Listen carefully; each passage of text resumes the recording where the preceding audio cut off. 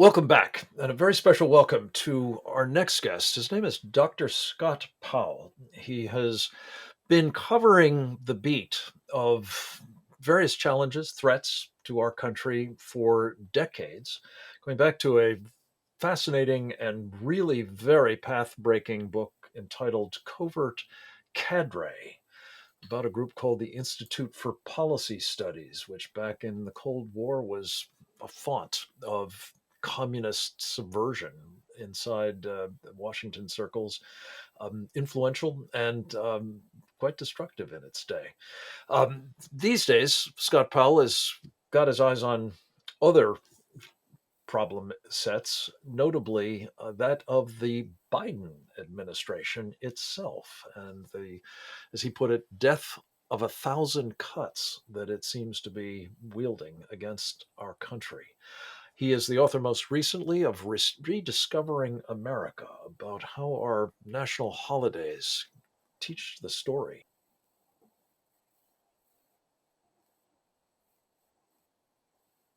and some of its front Well, thank you, Frank. organizations and It's a pleasure to be here. fellow travelers. You have focused most recently on policies that the Biden administration itself, the United States government, is pursuing that are highly inimical to the country and its future prospects. Sam touched on it a bit in connection with the focus of our national security and homeland security agencies on this so-called white supremacist boogeyman. But talk a bit about what the Biden team is doing that is, in fact, creating uh, greater dangers for us by the day.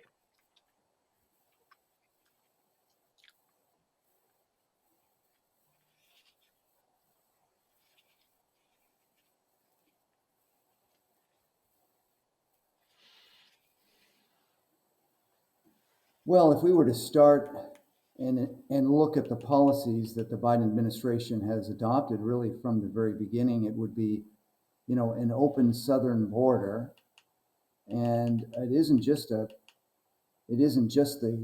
burden of a huge increase in illegal immigrants, but it's also the fact that Yes. this has become a criminal enterprise at our border. We have a big influx of criminals and criminal behavior going across our border. It's unprecedented. Um, Human trafficking, drug trafficking.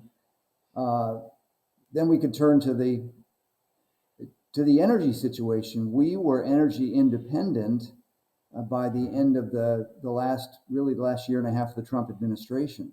And that was a goal that we in the century of the 20th century. Remarkable. We were exporting energy, and Iran we've gone and to now Saudi needing to Arabia. import energy, going Yeah. hand in hand to repressive regimes like Venezuela, seeking more oil. This is crazy. And it's really a manifestation of the push for the Green New Deal, which is the elimination of fossil fuels. Of course, we don't know the future, but when the economy is allowed to adjust automatically over time, the mix of energy will change automatically and resources will be allocated at the appropriate time. But pushing something politically can be a disaster. The Germans pushed the Green New Deal, and you look at where Germany is now. Well, yeah. Yeah, desperately dependent upon the Russians for energy, notably. Scott, one of the other things you point to is the Biden team's um, response to the COVID pandemic. And it looks a lot like, at least until very recently, for it seems tactical political reasons, uh, the Chinese Communist Party's model of lockdowns and quarantines and vaccine mandates and passports for that matter. How does that Well, fit we into can't this we larger can't know that they strategy of planned well, uh, taking down the country? the pandemic to bring about an environment where we would have a massive change in our election laws. But it's very possible that this was in a way orchestrated in such a way that the lockdowns would put fear in people to go and vote. There would be a huge increase in mail-in ballots and and the ballot harvesting that goes with those. And of course, that really was, we know from the 2000 Mules film that many of us have seen, it ballot harvesting and vote fraud. So they got rid of Donald Trump.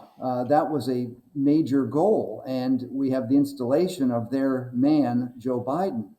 The Biden family has Yes. received $31 million from China, many of that going to the big guy, 10% to the big guy, to Joe Biden himself. So it it's almost unbelievable where we are as a nation. This sort of thing could not have happened even 15 years ago, I don't think. And the FBI had the Hunter Biden But the laptop for almost a full year before the election.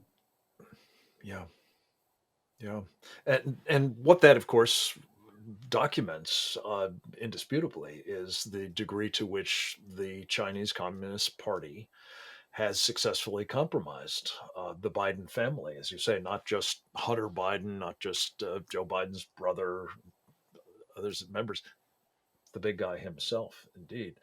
And this is worth noting in connection with one other piece of this takedown strategy and the administration's support for it.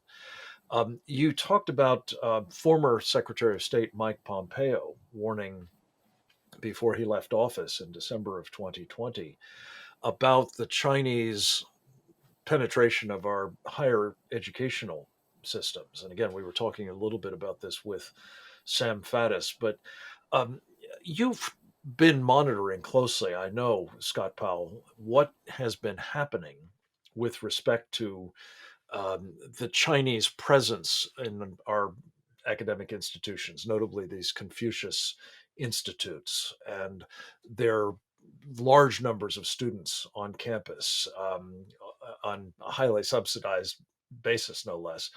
Uh, Give us a flavor of both what Pompeo was warning about and how real that penetration and subversion inside our More educational Chinese system students is. in America than any other nation by a very wide margin. It's between 375,000 and 400,000 Chinese Mhm. students. All of these students who come to America are, are doing so with the permission of the Chinese government. They are, monitored. They know that should they not comply with the Chinese government's policies and speak out against China, that their families would receive some kind of penalty, persecution. So they pretty much effort to conduct industrial and military espionage. Mhm. That has been going on, but it's the cultural revolution that the Chinese mastered, of course, and this is, Mhm. we're in a late stage of a cultural revolution in America now, and and Mhm. we're politics is downstream of the culture, right? So we have our challenges ahead of us. There's no doubt about that. Well, I'm not so sure that they're ahead of us. I think they're upon us, is the truth of the matter. And your admonitions and assessments of the magnitude of the challenge that we face is really appreciated here, and I hope will inform our thinking about how do we take corrective steps, not only at the educational level, but in terms of each of these policies that the Biden team has been embracing, propounding, and otherwise advancing that are unmistakably very deleterious to our country. Hey, Scott, before I let you go, I did want to get your thoughts as a serious public policy minded guy about the importance of the ruling handed down by the Supreme Court this week on a 6-3 basis, no less, about the rights to keep and bear arms of Americans, its significance, and its potential counterweight to some of the things we've just been warning about. Well, look, the right to keep and bear arms is so important to our freedom. It really is. Adversaries are deterred from a military invasion of America because American people are very heavily armed. But it's also, the founding fathers also recognized that the last line of defense of freedom is really not only the right to defend yourself, but the right to stand up to an oppressive government. Now, we hope it never comes to that, but so this reinforcement of the Second Amendment is very important, and I celebrate the Supreme Court for doing this. Yeah, we do too. I thank you for that very important brief comment on a very, very consequential decision. Scott Powell, we have to leave it at that for the moment. Thank you for your time today, my friend, and the great work you do at the Discovery Institute. Congratulations on rediscovering America, and I know you'll come back to us again soon. Next up, we'll speak with Mike McCormick, a bit more about Joe Biden from a man who used to work for him, right after this.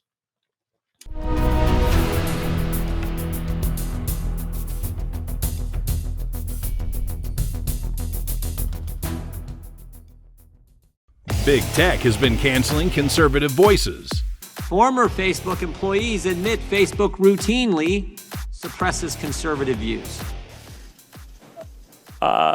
President Donald Trump is going to the courts to fight for your First Amendment rights. I will never stop fighting to defend constitutional rights. Follow Real America's Voice on Getter and join like-minded patriots to win the battle over cancel culture.